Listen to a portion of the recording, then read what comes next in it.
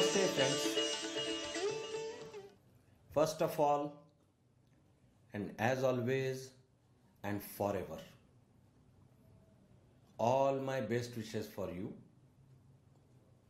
It is my pleasure to have those best wishes forever.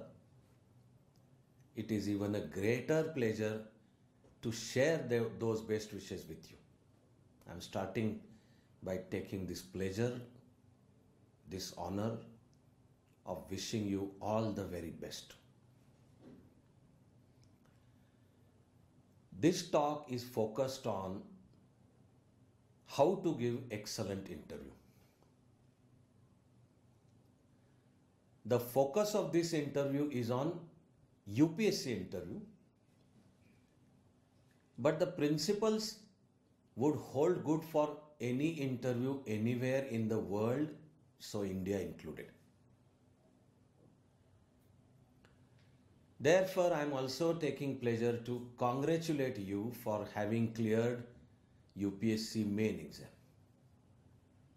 And now as we prepare for this UPSC, the final stage, the tough, the grueling one, those golden letters that you want behind your names, all my best wishes for all of you. And I wish all the best, that you go on to succeed. And what is more important than that is you go on to be the clean and efficient officer who serves India, which means who serves people and makes India proud. So all my best wishes forever. If anyone ever tells me to share one single example of how to give an excellent interview, then that single word, my most favorite word is smile. Smile is that magic word. We take too much of tension and we think, what's going to happen to me? And there are those 5 seniors sitting over there. And what if I'm not able to answer some question? What if I'm not selected? And so on and so forth. If you can stay cool, hold your nerve, basically maintain your poise, be relaxed, the smile will automatically appear. So this one magic word for excellent quality interview is smile. Remember that the panel that sits there is not your enemy. In fact, if anything, they are your friends. Normally, most of the interviews for most of the times would take place in a very friendly, jovial exchange of views. If at all anyone from among the panel ever comes up with a hostile question, it's not because they are your enemies, but because they want to test you. In fact, my suggestion from this interview to rest of the life is to welcome hostile questions. Normally, best of the bowlers do not bowl a bouncer at like player number 11. Bouncers are meant for Gavaskars and Sachin Tendulkars and Rahul Dravids and now Virat Kohlis and Rohit Sharmas and now Pant, etc. So if we learn to welcome even challenges in life, difficulties, so hostile questions in the interview situation, it actually means that the panel is thinking high of you, so the panel wants to put you to test. Let's see, this is a good batsman, let's see how he or she negotiates a tougher delivery. So nothing to worry if hostile questions come your way.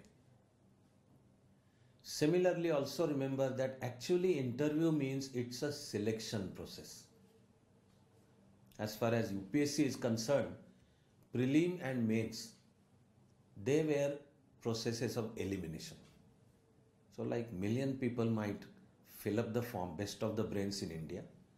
About 500,000 may turn up for actually the prelim. And here we are like just less than about 2,000. You are on the brink of fulfilling your dream. The process of elimination is over. The moment you walk into the interview hall, panel actually is sitting there to decide who to pick up now. And that person is going to be an officer with like Government of India and rest of the responsible places. It's a selection process. Also remember that interview is not the test of your command over information alone. Interview is also not the test of your command over knowledge. Those were prelims and mains. So the very purpose of a multiple choice type objective exam is to first of all test your command over information. And straight right or wrong answers.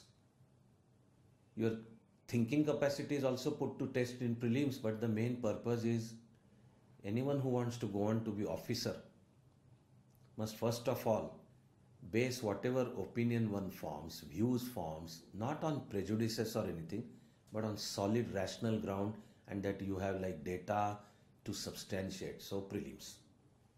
Once you clear that, main exam is now the test of your command over knowledge. What separates information from knowledge is your capacity to apply that knowledge, to put it all together, to understand many sides of a given question and then apply independent mind, come up with a conclusion. Lastly, and I would say equally importantly, your capacity to state it in given number of words. And then finally the interview. Neither the test of your command over information nor knowledge, it is the test of yourself. So it's not wrongly or accidentally that this is actually called the personality test. So when you enter the exam hall, it's you are you. So the magic, and I repeat my most favorite word, is smile. You can actually smile only if you are relaxed. You can relax if you have that peaceful mind. And okay, any questions that come my way, I will consider them. If I can answer, I will. If I think I can't, maintaining my poise, I will say, I'm sorry sir, I don't know, or I'm sorry madam, I don't know. In the interview situation, nobody is expected to be knowing everything. In fact, nobody can ever be in the know of everything. It doesn't show a person in any bad light to say, I'm sorry sir or madam, I don't know. In fact, it takes courage, so shows a personality trait that okay, this person is capable of saying, I'm sorry, I don't know, which means the mind is open. Now you are ready to listen, you are ready to learn, and you don't hesitate. There is no narrow ego trying to shove any kind of ignorance under the carpet and just pose as if you know everything. Not required. So that single magic word is smile. But smile, of course, in the light of the nature of the question. I suppose that goes without saying. So if you encounter a serious kind of an issue or some injustices in society, crime against say women or weaker sections of society, that's not, of course, I mean, am I even required to say so? That is about poise. So what I'm saying is normally the smiling, which means energetic demeanor, be happy that you are there. This is not something to be tense about. That happiness will help you relax. So that magic word is smile. Next to smile, the single most important principle of an excellent interview is the phrase, being one's own natural self. I believe from interview to life this is true. You be what you are. Don't and never try to be what you are not. Never try to be somebody else, I am reminded of a great line from Gurudev Tagore's poem. But the line reads something like this: "O God, let me not present myself wrongly to the world and set it against me." So it's like this is what I am. Being one's own natural self. Try to be somebody else. False emulation, you can't come up with that. And end up by making a sorry face. So, oh God, let me not present myself wrongly to the world. So interview also would mean presenting oneself rightly to the world.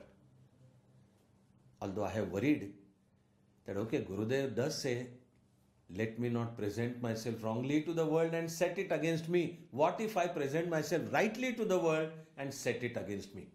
But that's a different problem. We'll negotiate it some other day. Being one's own natural self. That also doesn't mean we don't fine tune. So yes, we do fine tune being one's own natural self. Like normally I move around with disabled hair. Men may grow beard and not maintain it properly. And my choice of dress may normally be like jeans. More torn they are better. And I won't mention which part of the jeans they are torn. So all fine. Or like I like to move around in shorts. By fine tuning, I mean you are presenting yourself for a certain job. It's a responsible position. And you need to convey that message in the natural way, not artificial, not trying to be some. I am calling that as fine tuning. But the basic approach to interview is being one's own natural self. That is also like a cardinal principle of being a winner in life, really. Even in cricket, the term is that the team is required to chase a huge total. There is a huge burden on one's chest. And the question is, how do you arrive on the pitch? How do you play every ball? So this great cricketing term is, put your head down and play your natural game. Again, this is true from interview to life. Put your head down and play your natural game. So, okay, we have to chase a huge total. If you take a burden of that huge total, it will affect your negotiating the next delivery. So, another beautiful principle is take one ball at a time. Play one ball at a time. So, you are there and the interview panel commences questioning. Take one question at a time. And don't be worried whether you were able to answer that particular question to either your or panel's satisfaction. Again, your subjective impression about whether your answer satisfied the panel or not. Don't be worried about that. And also don't be carried away if you think that what a beautiful answer you have given. And it's like I'm going to be the topper and my photograph is going to appear on very many magazines next time. They let them appear. Best wishes for that. You take one ball at a time. So put your head down and play your natural game. Being one's own natural self within a certain framework and a proper fine-tuned. This is the name of the game. But being one's own natural self requires you to understand what is your self. That is our Indian and global universal principle, knowledge of the self. When you walk in, you should know what you are and who you are. This is our journey into like soul searching. And then for the interview purposes, whatever, like let's say 25 to 35 minutes, we have to present ourselves in a proper like context. It's a diamond in a proper context.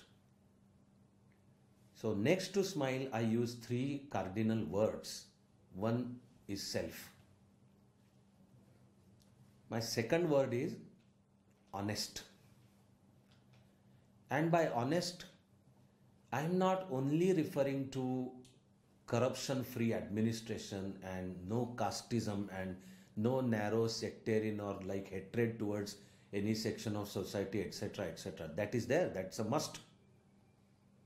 But when in interview context I am using the words honest, I mean your honest answer. I mean being honest to oneself. So whatever question comes up, it should be your honest answer. Don't worry too much about whether you are satisfying the panel. There are 5 persons sitting there. Each one of them would have different perspectives and views. Who are you going to try to satisfy? So we owe it to ourselves. Be honest to oneself. For example, sometimes some of us are given to understand that because you are asking for a government job, your answers are required to be pro-government or something. That's a misconception, really. As long as the answers are balanced, as long as you don't cross the boundaries of basic human decency. Therein, 3 of my favorite words summarize everything: Constitution, laws, and basic human morality. This is the framework. But within which, for certain given decisions, you want to state in the interview that, I'm sorry sir, I don't agree with this government policy. Or you want to have a counter. I'm telling you, it's perfectly okay. In fact, rather than being artificial, which actually a harsher word for it is lying, not required. What is required is your answer should be honest to yourself. There are really hundreds and hundreds of debatable or controversial or some even extremely explosive issues that may come up in the interview. Our job is to have studied the issue carefully, not have a single track mind, be aware that given any issue there are many aspects and methods of looking at that issue, and yes, there could be differences of opinion, and yes, we will respect differences of opinion, but the mind that is required is the one that has applied itself to these various aspects, then formed opinion. And even as other aspects are respected, one has the capacity, the communication skill also to present it in a proper way. That's what I mean by honest. Again, another of an example is where you may be asked about a hobby. And I wonder how sometimes some of us are given to understand that everyone must have a hobby. So maybe on DAF or something you fill up some hobby and then anticipate questions and prepare for that hobby. So I'm actually happy I don't agree with this. Views may again differ even among the panel members. But then is it really should everyone really have, and can everyone really have a hobby? So it's okay if I don't have a hobby. I'm effectively using my 24 hours and whatever. So hobby, by honest I mean, if you have a hobby, then and only then state it. No artificial attempts. But once you say you have a particular hobby, then prepare for that. Then there are practically infinite number of questions that can come up on that hobby. So second of the 3 words I want to share with you is honest. An honest answer. Honest to yourself. Again, please think of the questions. A very normal question in this interview setup is, why do you want to join civil service? A very normal question. Every once in a while it will keep coming up. Especially, let us say, engineers or doctors are very highly qualified youngsters. Maybe they are already working somewhere and drawing rather big fat salary also. Why do you want to quit that and come here? And you are a doctor. Is it not many permutation combinations are possible? You are a doctor. Are you not depriving the society of a skilled person? You are an engineer. Why do you want to join? All permutation combinations. Again, within which one question before I even share with you, I will already say, in a way it is unfair question, unjust question, but that's what it is, and the question may come up. especially and maybe only for women candidates, as to how are you going to balance career and family life. I repeat, this is an unfair question. Is this question ever asked of a man? It is almost presumed that, okay, wife is like, she is going to take care of all family life, and if an officer is transferred along with that officer, even wife will go. But the question does come up. And of course, there are many outstanding officers in the service, women, who have done their family proud, who have done India proud. And it's no more the days. No walk of human life is now like closed for women, or as if women can't perform over there. But by and large, the question may come up. I'm coming to that basic point, that on all such questions, your honest answer. Why do you want to join civil service? It's not like everyone should come up and give the standard parroted answer. Parrot out, I want to serve people. If you're honest about that, then say so. But if you want to say that this job offers like stability, and like after 7th pay commission, the salary structure also is good, and on my honestly earned money, I can live a higher standard of life and offer it to my like spouse and kids, etc., and I can take care of my parents. What? All okay, I'm saying. Short of utterly immoral approaches or answers, your reasons for joining civil service, you want to say this is stability, there is a great status associated with this job, so your position in the society changes overnight. Till yesterday you are like Mr. or Miss Nobody, and then the UPSC results come out, you have been selected, and again, let's say selected, like you are among the toppers, your position changes. It's a fact. Somebody says, I want that. I don't see anything wrong in it. Lying is wrong. Dishonesty is wrong. So, but if you mean that you want to join civil service because it's an opportunity to serve the country, and in the process I'm going to like get honest money, stability, security, all okay. I'm still saying your honest answer. That was my second word. Third word is spontaneous. It's interview situation. Please remember, it's not only question and answer. It's not like you're sitting there only and all the time waiting for the next question. It's interaction. They are sitting there 20, 25, 30 years senior to you, and they are interacting. So you should be relaxed, and the way you answer is spontaneous. Spontaneous doesn't mean not preparing. We do prepare. All Gavaskars and Tendulkars and Kohlis do practice in the net. And while practicing, they do ask the bowler to bowl a particular ball, so I develop my skill in it. But if they approach an actual match with this preconceived notion that the next ball is going to be like this and I'm going to play like that, then India is in trouble. They are in trouble and India is in trouble. Spontaneity means prepare, be ready. But when you play out there, it should be easy flow of your everything, diction, gesticulating, the answers you give. We do prepare for some of the answers. On one side, the syllabus for you interview is anything under the sun. And in fact, even that phrase, I think, is now old one. It's not anything under the sun. It's anything beyond the sun, beyond the solar system, rest of the universe, now many universes and whatnot. So the question can really be anything. We do try to classify them into, I'm going to share with you. But like the mind is ready and we do prepare. But when I say spontaneous, I'm referring to the way you speak.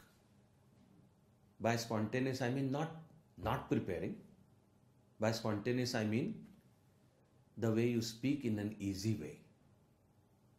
Well thought out, but easy way. Not the standard pre-prepared answers which you parrot out. And if an expected question comes up, suddenly the speed of your flow increases. And suddenly if something out of the blue comes up, and panel would be on the lookout for it. That you can take it from me. That panel will judge that you are already prepared for some particular questions. Panel may decide to bypass all of them. Suddenly think of something completely out of. Are you going to be taken completely aback? So the third word I mean by spontaneity, spontaneous. All these three also will help you smile. It's a mutual relationship. Smiling, relaxing will help you express one's own natural self, be honest and spontaneous. And if you can bring yourself to also practice, that's why mock interviews are there, then by being honest and natural self and spontaneous, you can almost automatically learn to relax. The smile will automatically come. Being relaxed is important. Now, having stated these main areas, I will talk to you in two parts. One is what I call as the technical aspects of the interview. Then the second one would be addressing ourselves to the content. In the process of doing these two, I will almost automatically be also talking about some don'ts. Like I expect you to have noticed already, I'm sure you have. I've already spoken about some don'ts. Don't just mug up the answers. Don't talk, don't give the answers like you have parroted the answers. So some of the don'ts they will naturally evolve. So the first aspect is some of the technical aspects. I call them technical aspects. For example, again, like reach on time, etc. I would talk like parents would talk. Ensure that all certificates are with you. Suddenly on reaching UPSC office, you find that you have forgotten a particular certificate or whatever. I mean, hundreds of things. So like about half an hour before your assigned time, just stay cool. Don't go to either of the extremes of like being a chatterbox or like you have proceeded on to fast unto death. Just sit there relaxed. Then of course when your friend's interview would be going on, the next one would be waiting there outside the hall and you would be intimated that okay, after that you are there. Keep yourself ready. Then it's little bit about dress. A proper dress meant for one who is asking for the job of an officer. An officer who is not then going to be there for like 25 or 30 years, hopefully serving people, and in the process increasing one's own grasp over knowledge, competence, everything. Sometimes, I mean, one English sentence is, first impression is the last impression. And there are many books on psychology which have also argued that first impression is not the last impression, and first impression may not be the last. All true, but in the interview situation it does matter. So now you are to walk in. So like you knock gently, push the door slightly, and you already know your panel. So if the chairperson is sir, or if the chairperson is madam, accordingly say sir or madam, may I come in? It's about dress, because the moment you appear there at the door, all five, please remember, panel members also are human beings. So they take a look at you and then you walk like about 4, 5, 6 steps. I will repeat, first impression may not be the last impression, but a proper statement, it's your statement. So broadly speaking, as far as men are concerned, it could be proper office wear, a softer style of colors, not zany, not outlandish. And you want to wear a tie, ensure that it is properly done. I don't think it's all compulsory. You want to wear a suit, it's all okay as long as you are comfortable, that you are going to sit there in the chair and be like spontaneous. Otherwise, a normal trouser, a shirt, there also if it's going to be a full shirt, then the sleeves should be properly buttoned. And all buttons also should be properly like closed. That's all. That's what I mean by being spontaneous. For women candidates, as far as UPSC is concerned, by and large, I think two types of dresses are like okay or welcome.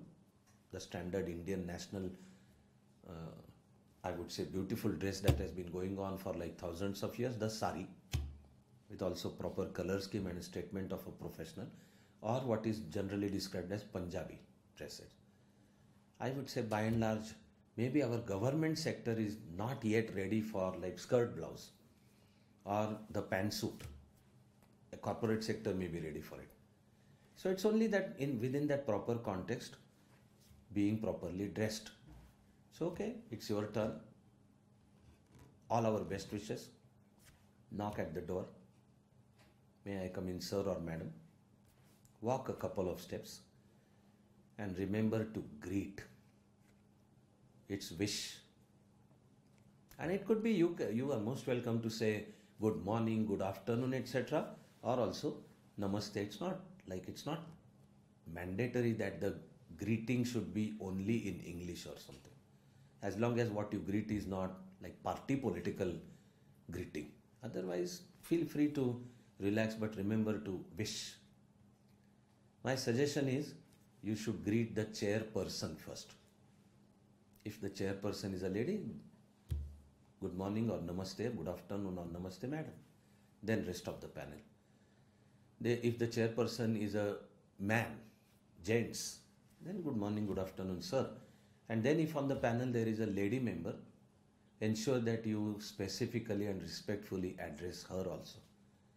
And exclusively say good morning or good afternoon ma'am. It goes without saying. Don't sit down unless the chairperson either says it in so many words or beckons you or like signals, okay, you may sit down.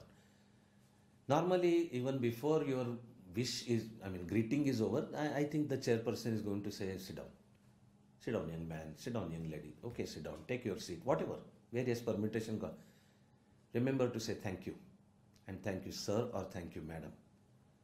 Also, see if you don't make noise of the chair in the smooth way that you sit down.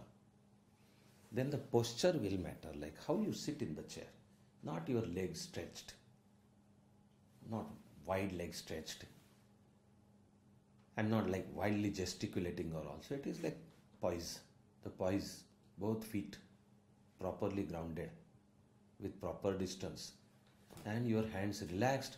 Then as the questioning, that is interaction begins, you are freely gesticulating, but the way you sit then, your posture, a proper, respectful. Don't bend ahead or like don't stretch too much. Sometimes under tension we sit like this. No, not required. Be properly, use the back, you will be more relaxed. Then also for gesticulating, all I would suggest is don't go to any of the extremes. So one extreme is like you're tied into the chair. You can't move. That shows tension. Another one is there are some people who are in the habit of gesticulating so much. Hey friend, come here. Let's buy the ticket and let's go to a particular movie, etc. Then that movie would be very great. Too much of gesticulating is likely to be counterproductive. This goes back to the original word spontaneous. So if someone has the habit of too much of gesticulating, then maybe some little practice is required there. Without turning artificial, but some little practice is required. Technical aspect will also bring us to the point about our voice, the proper pitch, modulations, just enough, loud enough for the panel members to hear it properly. So not like you are shouting, not like panel can't hear what you are speaking. Let there be energy in the voice, that enthusiasm, that happiness, which also reflects confidence. One of my favorite sentences about interviews, you should come across as confident but not arrogant, and polite but not submissive. It's not, don't be desperate for a job. Come on, please select me. This is my like 4th, 5th, 6th, 7th attempt, etc. Okay, bride's father is not conveying consent until I get a job, please. So not required. It is about poise. So the very proper demeanor. And whether you are confident but not arrogant and polite but not submissive, that will show in your eyes, on your face, the way you sit, the way you talk, gesticulating, pitch, diction, and voice, the quality of voice. Let that enthusiasm and confidence come across. Then eye contact is important. When you talk to the panel, look at the panel. It's not like I'm talking to the ceiling or talking to the floor. Look at the panel. Start giving your answer by looking at the panel member who asked the question. But don't just keep, you're not addressing only that panel member. Ensure that you're talking to the entire panel. It's interaction that is going on. Eye contact shows confidence. And then the interaction would happen very properly. And then proper, respectful use of the terms sir and madam. My suggestion is don't do too much of sirring. Sir. Because India's share in international trade, sir, was not much, sir. But then, sir, we got independence. And then now, sir, and said, okay, that would mean, please select me. But a very proper, respectful. Again, not going to any extremes. If you don't use proper sir or madam, against your wishes, and even if when you may not mean, you may begin to sound arrogant. At the same time, if you do too much of sir, sir, sir, and madam, madam, madam, it's like being submissive, almost like a sycophant. So with a proper poise. And while the technical points may go on, I would shift to the second part, handling the content. They are interrelated. Across so many years, and then I have formed some sutras, if I may say. I won't call it rules. Sutras, a very quintessential Indian word. It's not a line in stone, carved in stone. But our interview would be a better one, excellent one, if you remember them. I would narrate 4. You can call it rule, you can call it sutra. One is one breath in rule, or one breath in sutra. That is, listen quietly. Listen to the full, whatever question or comment. So, don't cut the panel member halfway through. Never do that. Sometimes the panel member may cut you halfway through. It's okay. Don't rush into your sentence. Neither say nor appear like you want to complete your answer. How come you are asking me the question before my answer is over? Not required. Just stay cool, go to the next question. If that next question has a link with earlier one, then define that link and continue your answer. One breath in sutra would mean listen peacefully. And after the question is over, just take one normal breath in. Normal, no artificial. It's not this one. It's just normal one breath in and start your answer. Anything less than that, and you will appear like you are cutting the panel member halfway through. Anything more than that, you will come across like you are foxed, or you are not sure about the answer, so taking a long time. One breath in sutra. Second one is first sentence rule, or first sentence sutra. Especially in the interview situation. This is true for also rest of the life, really. I hope you have come across excellent officers. If you ask them some question, okay, the answer will be in the first sentence. However complex the question is, I do say there is no question or issue in the world which cannot be responded to in first line and one line. That is communication skill, wherein practice will come into picture. But first sentence rule. Now, on being asked a question, the first sentence you speak should be directly the answer to the question, not ifs and buts, however, notwithstanding anything contained. Or like in the main exam when we write answers, it's possible that first we build our argument, then approach a conclusion, because you have like 100, 125, 150 words. Here, it's interview, first sentence rule. That will show you as a very precise person, the man who knows what he's talking about and can succinctly state the answer. First sentence rule. Third sutra or rule is what I call as 30-second sutra or 30-second rule. Briefly, it means no single answer should go on for like more than 30 seconds.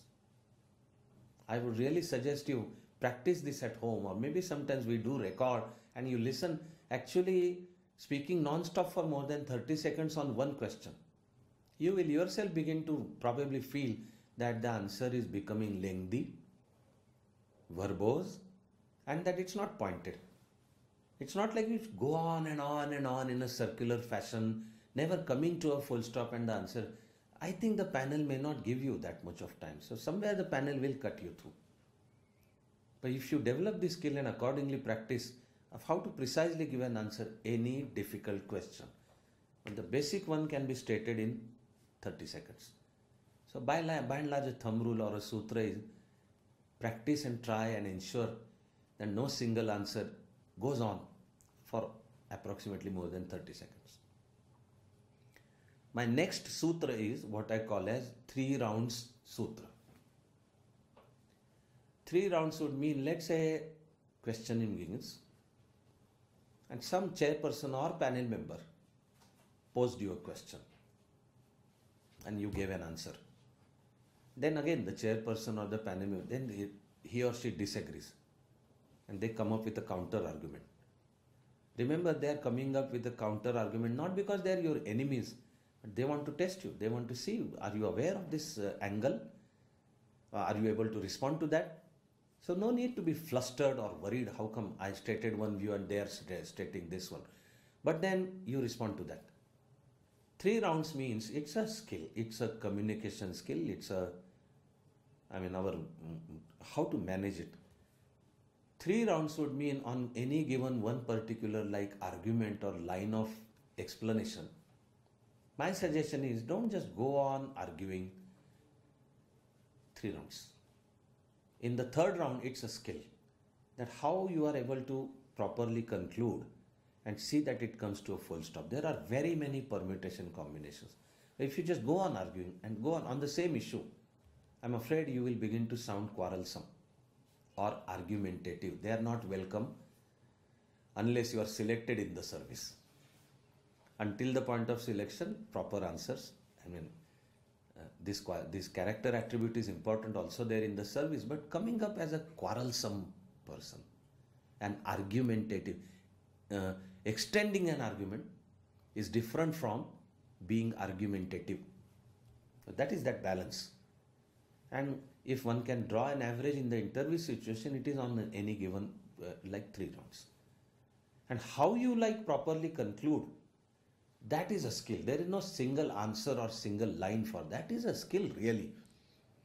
For example, sometimes you can say that yes sir, I respect your opinion. I don't claim to know everything. I will study the matter further.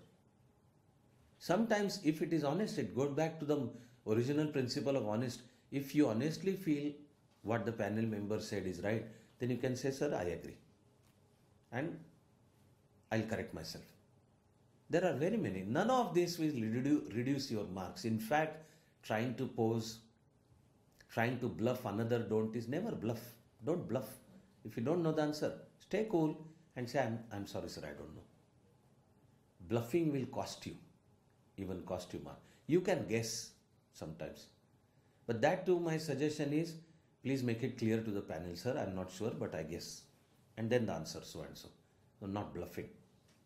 So 3 rounds would mean have the skill accordingly practice that in the 3rd exchange on the same issue, somehow you are able to conclude that issue. I am really reminded of a beautiful old Hindi song. I am a fan of old Hindi songs, including black and white, का ज़माना जब था. This is Mahendra Kapoor.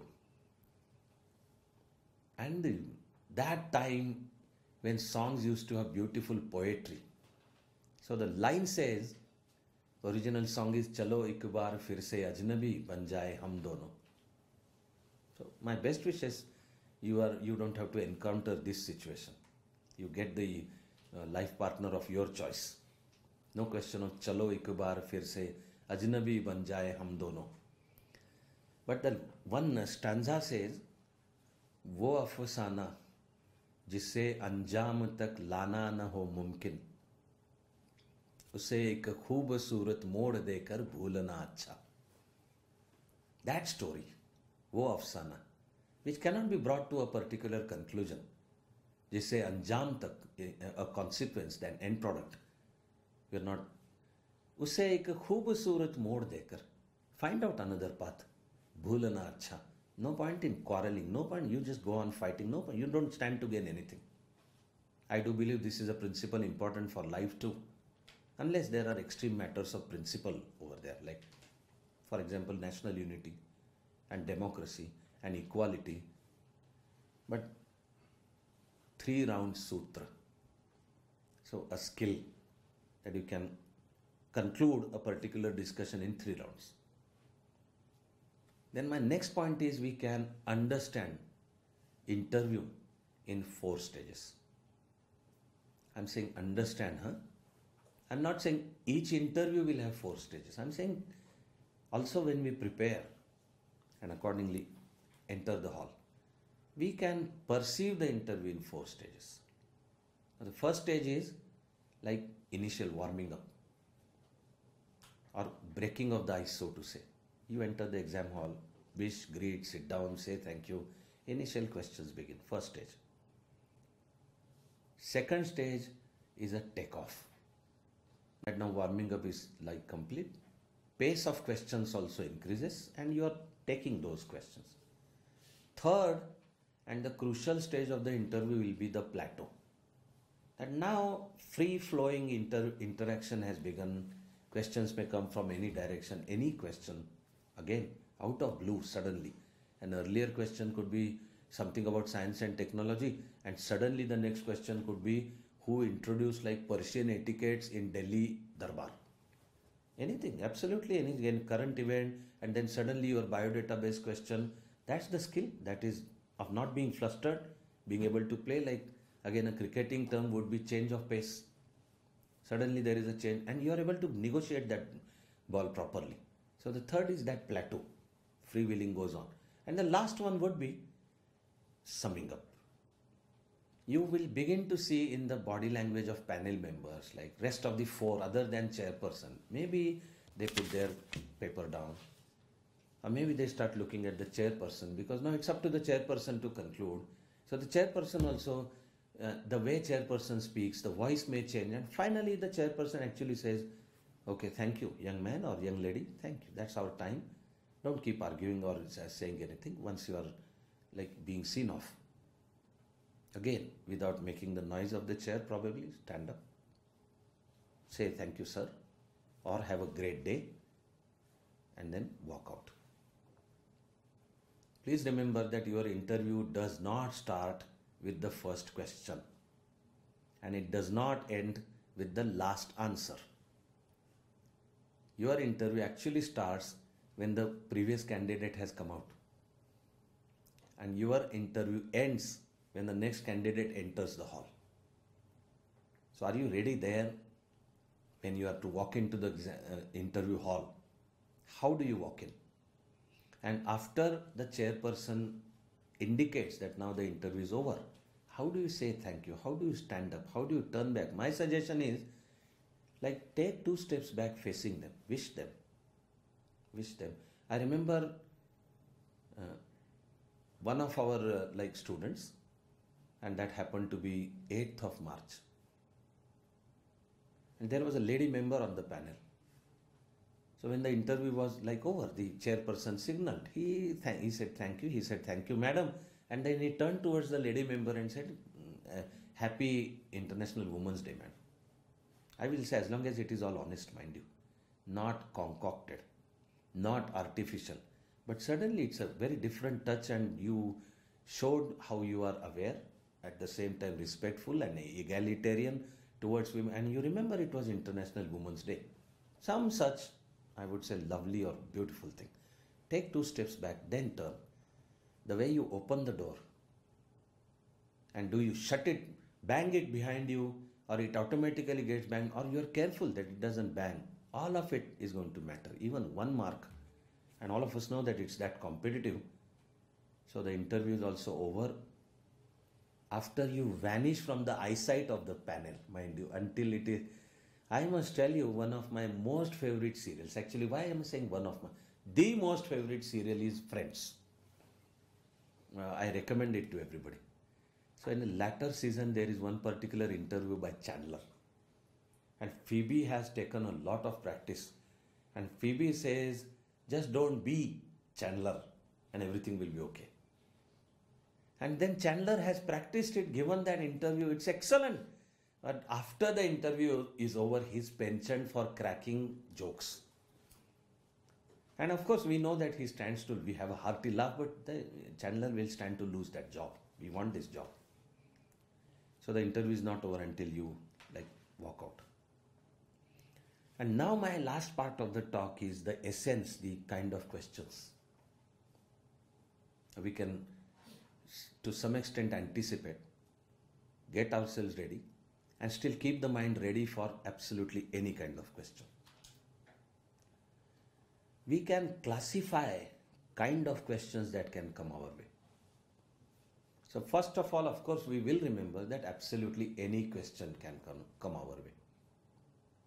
But that any can be understood and defined for us to prepare. This relates to the previous point I just told you about 4 stages. I'll repeat. I'm not necessarily saying these will be the 4 stages.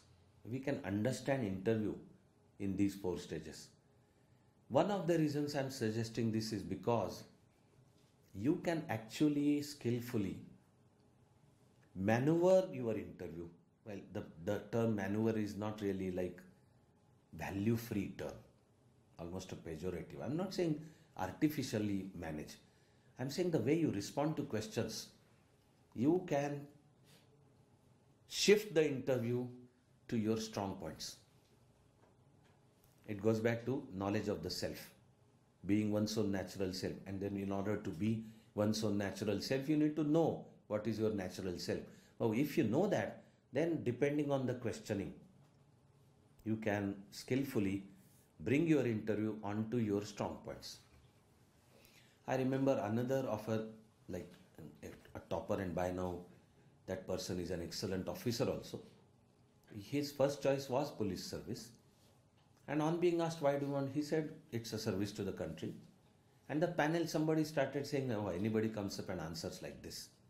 So he immediately told that actually, sir, even before, even as I have been studying for civil service exams, I'm already into a lot of social work. And he had traveled to India's northeast, studied issues over there, worked among like kids and deprived sections of society. Suddenly, the whole interview is on a strong point. Well, it's not just lip service when that candidate said, I want to join civil service because it's an opportunity to serve the country. And hundreds of such examples will continue. If you have a certain hobby, like you play basuri very well, or play tabla or guitar or whatever drum set, you can respond to the questions. It's important to remember. That's why perceiving the interview in 4 stages, and see if you can bring your interview onto your strong points. Therefore, types of questions, and also getting ready for those types of questions. The single most important area of possible questions is current events and issues. We'll need to brush up a lot. My suggestion is, on the day of your interview, ensure that you have read newspapers of the day, not just one, but various newspapers of the day, and are well conversant with what are important issues for the day. And the panel may sometimes start, or midway through the question may come up. Which newspapers do you read? what are important news, and then the panel may pick up any one of them for further discussion. Again, how to bring it onto your strong points. One area is, of course, current events and issues. Within those current events and issues of like national and international importance, for the interview situation, the state from which you come. And the panel may like to know, are you aware of the issues of and issues in the state? Maybe as they are important for one's own state, while all India is one and all states are our states, I am only referring to our domicile. But awareness, our general awareness that you are living life with open eyes and looking at all such data so you are able to respond. One is current. Second part is all kinds of biodata based questions. So your DAP will be in front of them. So all kinds of your birth date. If it has some relation with say some historic date or event, your birth year, and if something important happened like let's say in India, world, etc., and your answers reflect that. Actually the day of your interview, if that date has some important significance and we are well prepared for that date, then of course your overall upbringing, your place of residence, the district, if that has some, that or nearby some historic, or if that place has been in the news for some reasons, then maybe the news will be picked up.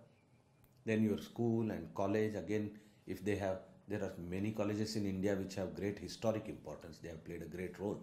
If you are from that college, the question about that college, the current position, situation of that college, and educational institution, university again, which university?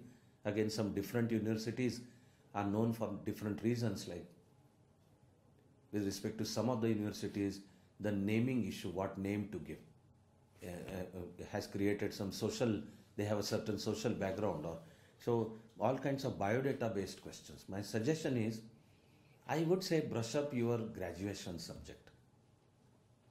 Also brush up your optional subject. This is not main exam, yes, but the panel may like to know how well you are prepared. And again over there, your graduation subject, or graduation, post-graduation, etc., and your optional subject for civil service exam, especially as they relate to current events, as and where and if they relate to current events. So like get ready for all those questions. Another of my suggestion is, let me put it this way, if there is a gap of like more than 2 years between your graduation and this interview, now, be ready to explain what you have been doing for those 2 years. How you have been studying, maybe increasing your skills, maybe taking up a job as a responsible youngster, or whatever, 2, 3, 4, 5 years.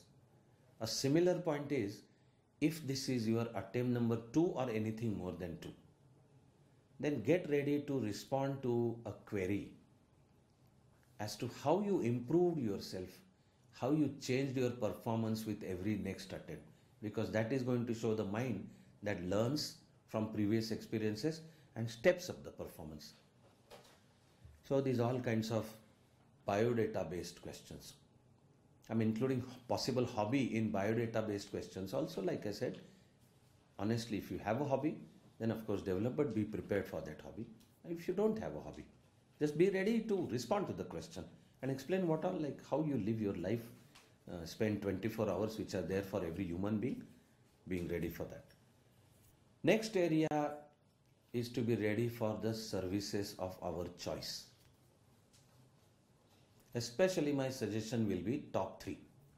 Whatever you pick up as your top 3, you should be able to explain why they are your top 3. Whichever is at number 1 on being selected, why are you saying this is whatever? There are like hundreds of answers, but being ready for that. Also, if you prepare for some scene within the service, really pay scale, promotions, postings, various transfers, or if the services have been in the recent news for whatever reasons, then so your ability to convince why you have picked up that as like first or second or third one. Sometimes every once in a while the question may come up as to why you have not opted for a particular service. Again, being ready for that particular area. Similarly, now with the change policy, your choices for cadre allocation for especially IAS and IPS. So zone, then within that zone, and your capacity to explain it convincingly. By and large, there would almost be, I would say, a human tendency to want to work in the home cadre. There is a formula for IAS and IPS about that. But next to home cadre, which one? And which zone?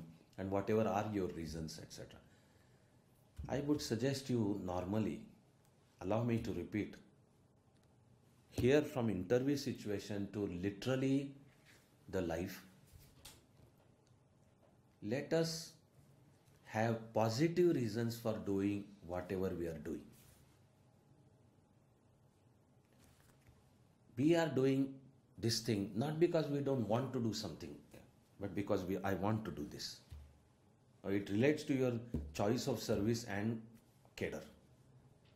It's not like saying, I don't want to join that service, so I'm opted for. It's a negative answer.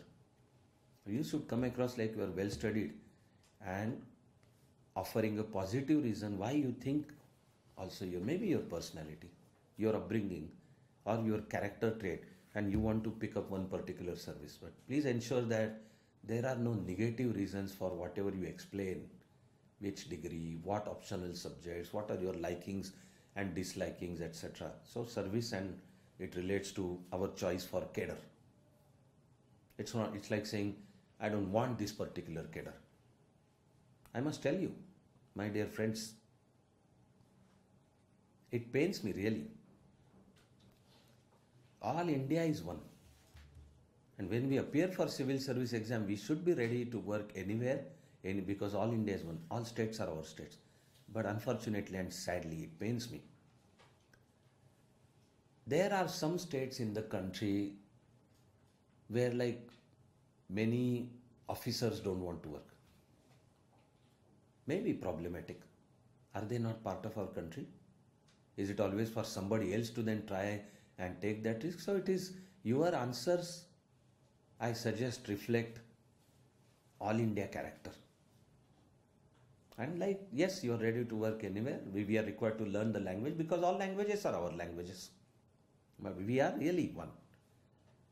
So as long as you are able to properly convince that, I call them as like service selection or oriented questions. The next line is what I call as situation-based questions. So it's like the panel may say, imagine it's almost GS4. Or you are an officer posted at a particular place to our, like, I hope the day never comes, but there are some communal tensions, or again, unfortunately and painfully, sometimes caste tension somewhere, and you are officer there, you are required to handle the situation. Issues of social justice, environment, and you are posted over there. This is what I call as like situation based. It's like the case study part of GS4. And maybe it relates to some current event, something in the country has happened, now you are required to face it. Sometimes it's a natural calamity. I call them a situation based question. We can anticipate, properly prepare our notes. Next one is what I call as attitude or character reflecting questions. The nature of those questions, about which it's not like there is necessarily a right and a wrong answer. There is your answer. Sometimes solving some problem, but they reflect your attitude. How would you come across as an officer? Or your answers, and especially such questions where your value system becomes clear or begins to like appear.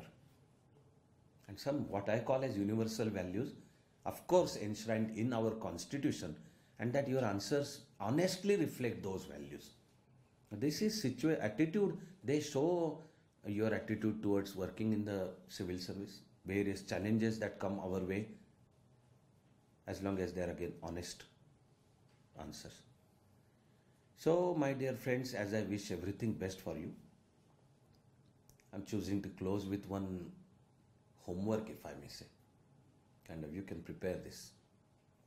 I would suggest do prepare your notes. Of course, you would give mock interviews and all. And if there is a senior to like suggest you, advise you, show your notes, prepare your notes about all kinds of possible questions.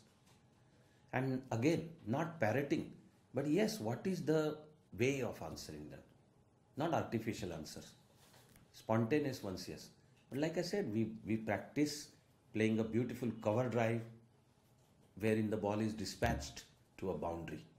And in interview situation, smile, relax, be your own natural self, give your honest answer, and be spontaneous. I do believe all success is yours. All my best wishes for you, for all kinds of success in this interview and in the rest of life. Thank you. All the very best.